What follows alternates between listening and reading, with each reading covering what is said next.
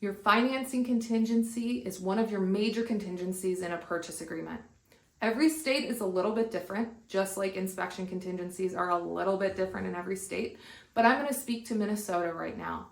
Just know that your state is very likely somewhat similar, so ask your agent if you have any questions.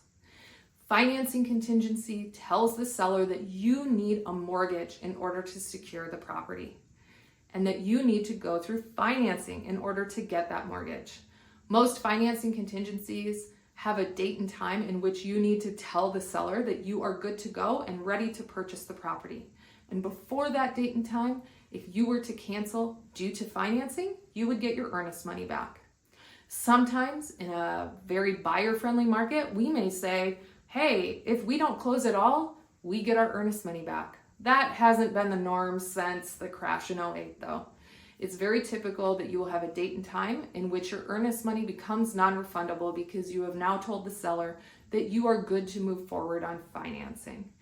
In a highly competitive market, a lot of people will say, hey, I need to get financing, but I will take the risk on it. If for some reason I don't qualify, you get to keep my earnest money because I want you to pick me. I want you to feel secure that if I don't close, you will get damages. Your financing contingency allows the underwriters to look at everything for a second time. A good loan officer will have collected pay stubs, W-2s, bank statements, any brokerage statements or 401ks, anything you need in order to qualify for the property. For an independent contractor, you might need 1099 statements or K-1 if you're an S-Corp owner, but those should have all been collected up front. They have an underwriting team that looks through it again, one more time, and they go through a fine-tooth comb, making sure that there's no hidden secrets that they missed out on. Hey, was there a bankruptcy years ago that you were tied to? We need to make sure that was far enough out that we can qualify you. And making sure that there's not a rogue credit card out in your name or some sort of identity theft. That all can happen during this financing window that you can pass through easily, or sometimes there's a hiccup or two that you need to solve. There is also typically an appraisal done on the property.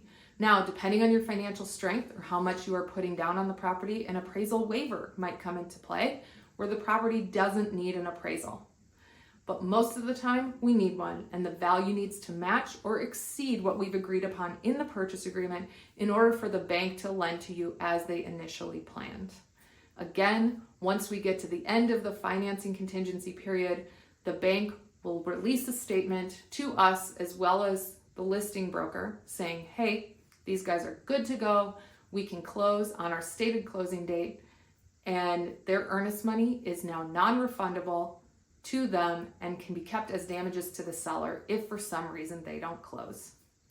If you have any questions on the financing contingency in your state, absolutely ask your agent or reach out to us and we're happy to get you a great agent who can walk you through all of these details. If you're looking in the Minneapolis, St. Paul, Twin Cities metro area, our team would love to serve you and we would love to help make you aware of all of the details of the financing contingency so you feel informed and protected.